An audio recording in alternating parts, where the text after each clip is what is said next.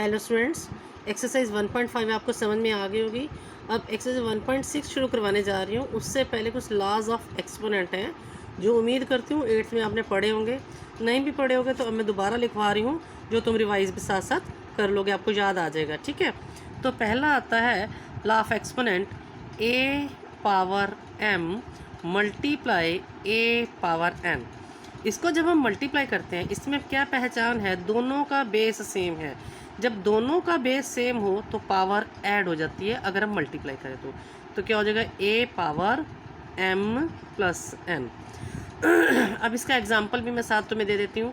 जैसे 3 power 3 multiply 3 power 4, तो क्या हो जाएगा, ये 3 power 3 plus 4 is equal to 3 power 7। ठीक है, अब सेकंड है A power M divided by A power N. अब देखो ये मल्टीप्लाई था, बेस सेम थे, पावर ऐड हो गई थी। अब बेस सेम है, अब डिवाइड हो रहा है, तो इसमें क्या होगा, पावर माइनस हो जाती है, A power M minus N. अब मैंने यहाँ लिखा 3 पावर 4 डिवाइडेड बाय 3 पावर 3, तो क्या हो जाएगा, ये 3 पावर 4 माइनस 3 पावर 1। अब अगर ये ऐसे होता 3 पावर 3 डिवाइडेड बाय 3 पावर 4, तो यहाँ क्या होता 3 पावर 3 माइनस 4, 3 की पावर माइनस 1। अब इसको रेसिप्रोकल एक और ला इसमें यूज हो जाता है, 1/3 पावर 1, यानी कि ये भी आगे बताती हूँ रेसिप्रोकल में क्या होता है। थर्ड है power to power, a power m उसकी पावर एन, तो पावर टू पावर मल्टीप्लाई हो जाती है, तो ये क्या हो जाएगा, ए पावर एम एन। ठीक है, अब जैसे 3 पावर 3 पावर 4, तो क्या बन जाएगा, 3 पावर 12। फोर्थ आता है जब हमारे पास, जैसे यहाँ तो बेस सेम थे, अब हमारे पास बेस अलग अलग हैं।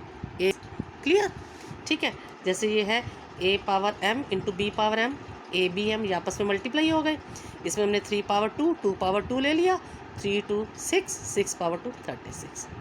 फिफ्थ आता है ए बाय बी, अब इसकी पावर एम है तो ये अलग अलग हो जाती है, ए एम बी एम अलग अलग। जैसे 3 पावर 4 7 है, तो 3 पावर 7 4 पावर 7, जब बेस अलग अलग है। अब एक आता है 6। हाँ जी, लॉ ऑफ एक्सपोनेंट 6 वाला, ए की power 0 is equal to 1, 7 power 0 is equal to 1, P power 0 is equal to 1, x power 0 is equal to 1। मतलब किसी की भी पावर 0 हो जाए तो आंसर 1 आता है। अब जैसे ए पावर एम को ए पावर एम से डिवाइड किया है, तो इसमें लॉ ऑफ एक्सपोनेंट सेकंड वाला लगेगा, पावर माइनस हो जाएगी, तो ए पावर एम माइनस एम, ए की पावर 0, आंसर 1। तो ये लॉ ऑफ एक्सपोनेंट है सारे, आपने अपनी नोटबुक पर लिखने भी हैं, लर्न भी करने हैं।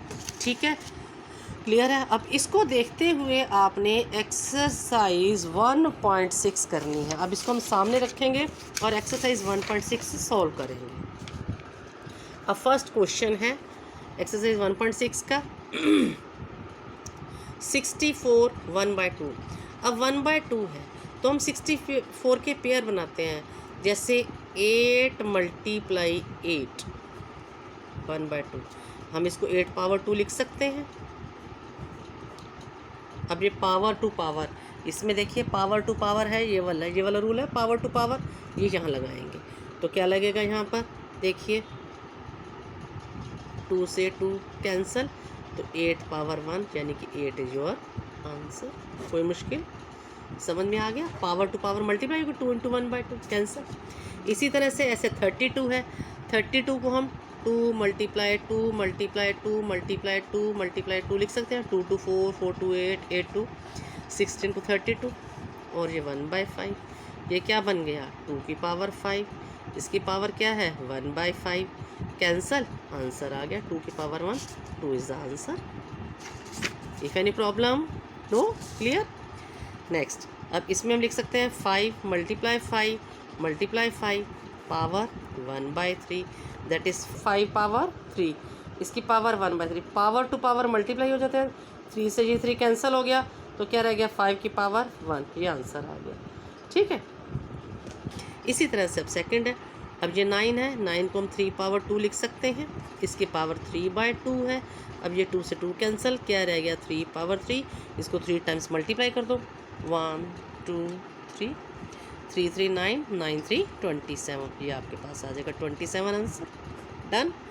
अब इसमें इसको भी वैसे करेंगे, 2 × 2 × 2 × 2 × 2 पावर 2/5, ये क्या हो जाएगा 2 की पावर 5, इसकी पावर 2/5, 5 कैंसल, क्या रह गया 2 की पावर 2 मीन्स 2 × 2 दैट इज़ 4, ये आंसर आ गया।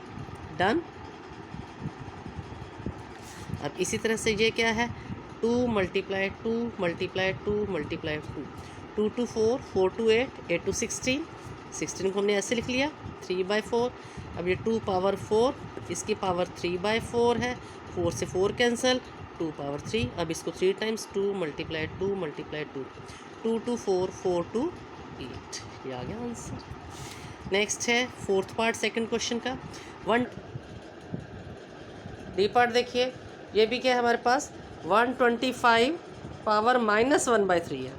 इसको भी ऐसे ही करेंगे 5 × 5 × 5 -1/3, 5 power 3 -1/3, power to power multiply, 3 will be cancel, 5 power -1, अब इसका रेसिप्रोकल क्या हो जाएगा 1/5, पावर इसकी अब प्लस की हो जाएगी।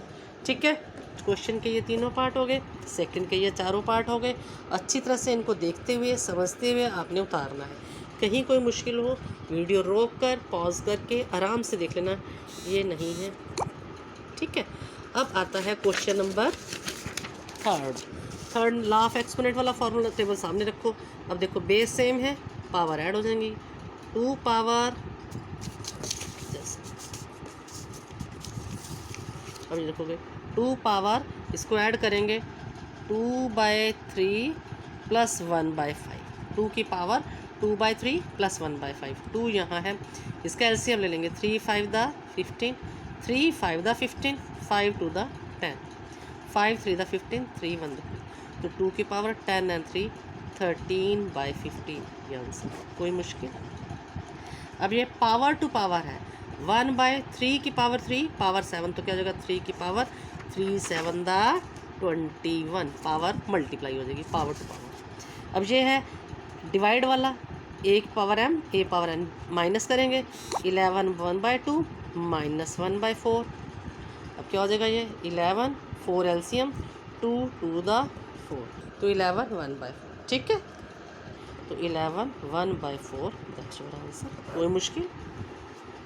अब ये है a b, a की m b की m, तो 7 × 8 1/2, तो क्या बन जाएगा ये 56 1/2, ये आंसर आ जाएगा।